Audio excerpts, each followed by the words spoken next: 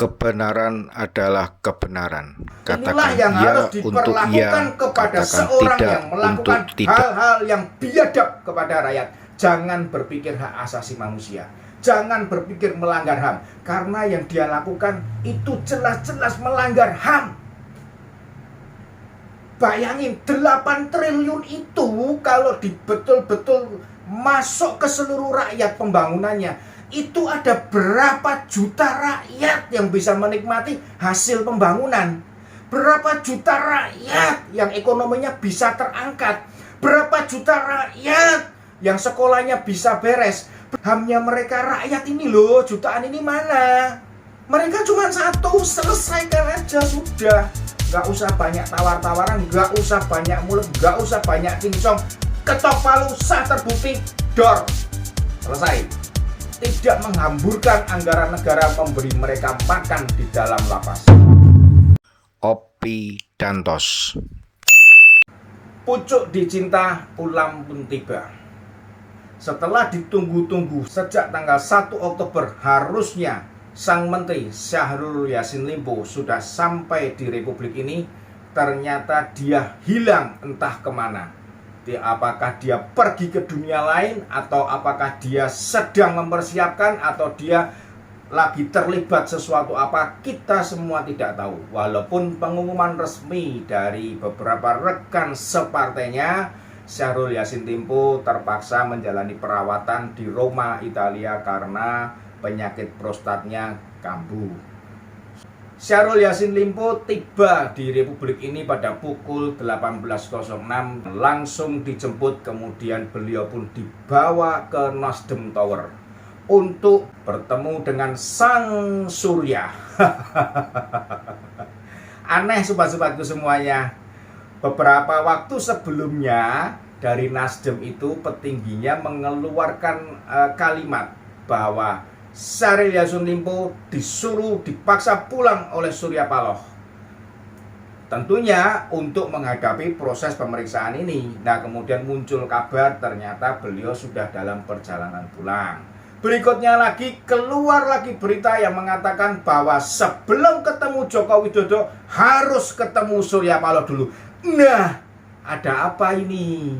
Ada apa? Kita semua bertanya-tanya dan bertakon-takon. Menggelikan memang ini Partai Nasdem ini. Mengangkat atau mendeklarasikan capres yang dideklarasikan adalah orang yang berada di luar koalisinya dia di kepemerintahan. Bahkan yang dideklarasikan adalah antitesa dari presiden yang ada sekarang. Presiden sekarang mampu membangun 158 proyek strategis nasional. Dia hanya membangun beberapa patung dari bambu di DKI Jakarta, tapi berani ngoceh. Inilah dia capresnya Koalisi Perubahan. Hebat benar sobat-sobatku semuanya. Jokowi berhasil membangun bendungan, Anies Baswedan berhasil membangun sumur resapan di Jakarta. Jokowi bendungan digunakan untuk kemaslahatan dan hidup orang banyak rakyatnya. Anies membangun sumur resapan yang mengakibatkan kecelakaan di DKI Jakarta. Inilah antitesa atau anti-antinya Jokowi pokoknya daya. Nah, sobat-sobatku semuanya, Syahrul Yassin Limpo diduga terlibat dalam tindak pidana korupsi, yaitu pemerasan dalam jabatan. Dan ternyata di dalam penggeledahan di rumah dinasnya itu ditemukan 12 pucuk daun muda.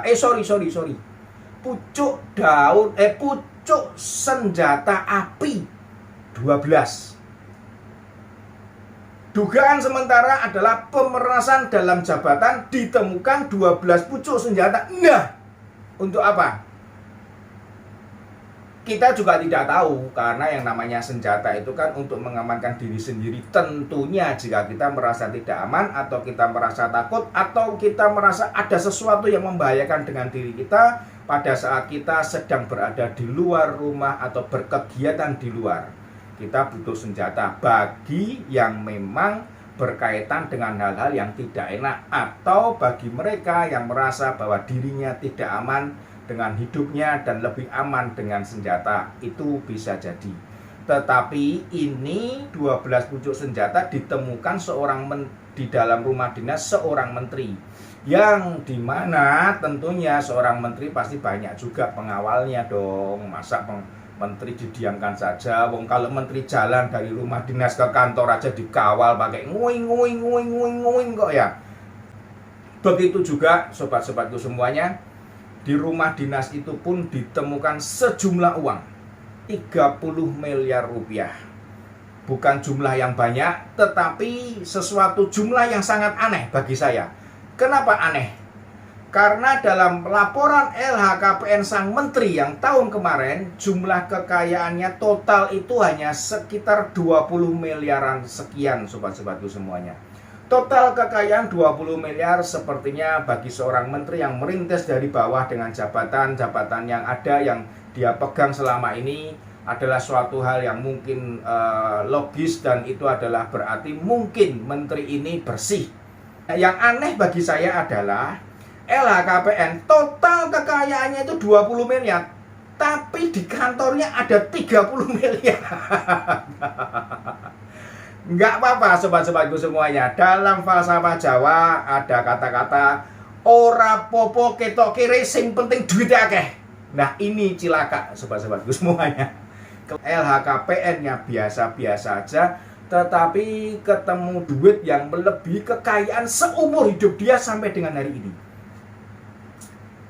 Total kekayaannya itu 20, tetapi duit yang ditemukan itu 30. Itu yang ditemukan di kantor loh. Yang di kantor, yang di rumah dinas. Lah kalau rumah yang lainnya, atau di tempat yang sana, atau di tempat yang lain, yang bisa menjadi dugaan tindak pidana pencucian uang, bisa jadi loh ya, kita nggak bisa nuduh. Ini hanya gambaran kasar saja. Menurut saya ada sesuatu yang aneh dengan menteri ini. Memang saat dari rumah kemudian KPK berangkat ke kantor kementerian, di situ disitalah beberapa dokumen pendukung yang mungkin bisa dijadikan barang bukti untuk kasus ini. Tapi sobat-sobatku semuanya, pada saat itu terjadilah sebuah perbuatan untuk menghalang-halangi pemeriksaan, dan orang ini sebentar lagi mungkin akan jadi tersangka juga. Pencobaan menghilangkan barang bukti dengan disobek atau yang lainnya. Sebuah perbuatan yang sangat mencurigakan, karena ada beberapa bukti berupa transaksi-transaksi kemana aliran dana dicoba untuk dilenyapkan dengan disobek, sehingga tidak sampai ke tangan pemeriksa yang mungkin bisa membuktikan korupsi yang terjadi di Kementerian Pertanian. Sebetulnya Syahrul Yassin Limpo sudah disematkan status tersangka oleh KPK. Hanya bedanya memang belum diumumkan secara resmi. Ini aja. Tetapi dari pemeriksaan saksi-saksi itu indikasinya sudah jelas dia pasti tersangka. Cuma mungkin KPK ingin membuat sesuatu yang begitu kena kamu tidak bisa lari, dan itu pasti mungkin seperti ini, sehingga diulurlah waktu untuk mengumumkan sambil mencari bukti-bukti pendukung yang lainnya. Petinggi Nasdem sudah memprotes dengan menanyakan sejak kapan Syahrul Yassin Limpo menjadi tersangka. Lucu sobat-sobatku semuanya, lucu memang. Tapi ya sudahlah, biar dia senang dulu. Nasdem biar senang dulu, karena kita tahu ada beberapa petingginya yang juga masuk kandang, yaitu mantan Sekjen Johnny G. Plate dengan menilep dana sebesar 8 triliun dari anggaran 10 triliun. Sebuah perbuatan yang sangat biadab. Sekarang kita menunggu status dari Syahrul Yassin Limpo ini diumumkan oleh KPK dan pemeriksaan selanjutnya. Pemerasan dalam jabatan, pemilikan senjata api, menghalangi pemeriksaan dengan menghilangkan barang bukti. Apakah ini semua akan terbukti nantinya?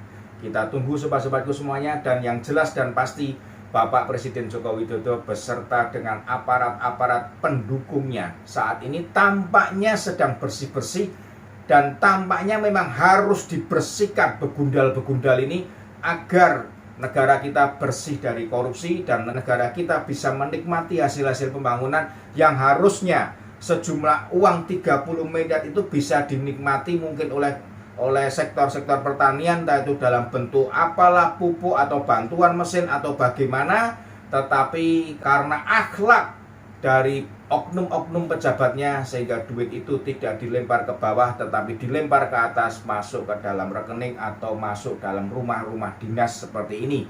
Jika bicara soal korupsi, memang tidak ada jalan lain.